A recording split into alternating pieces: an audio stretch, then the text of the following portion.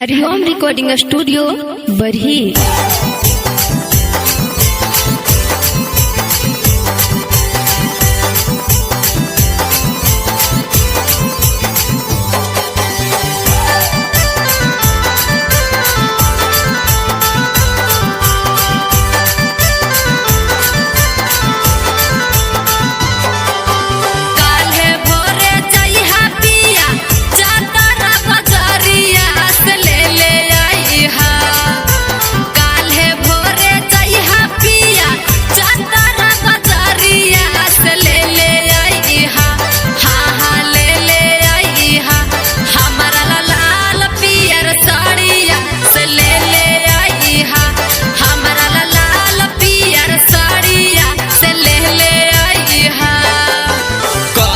भोरे जइबौ धानी चातारा बजारिया से ले अइबो।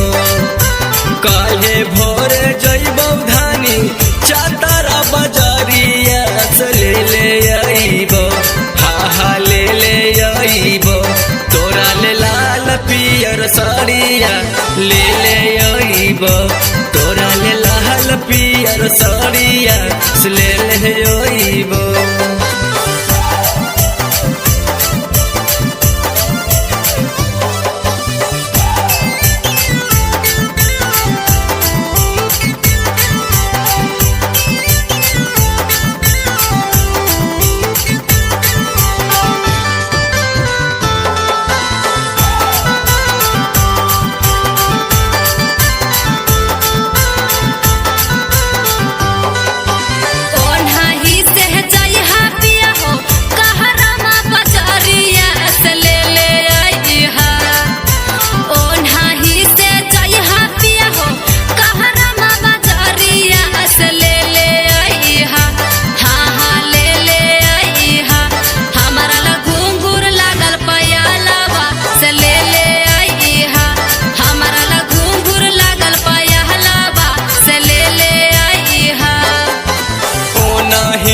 जइबौ धन गे कारमा बजारिया से ले अइबो। ओनाही से जइबौ धन गे कारमा बजारिया से ले अइबो। हा ले अइबो। तोरा ले घुंघुर लगल पयाला हवा ले अइबो। तोरा ले घुंघुर लगल पयाला हवा ले अइबो।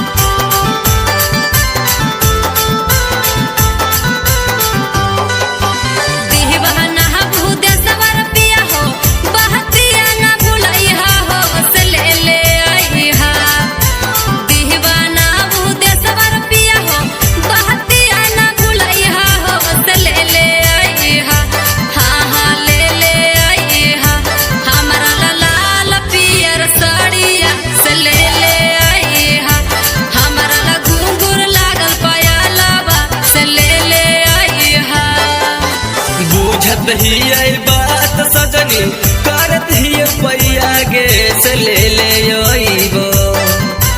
बुझत ही बात सजनी कर ही पैया गे से ले अइबो।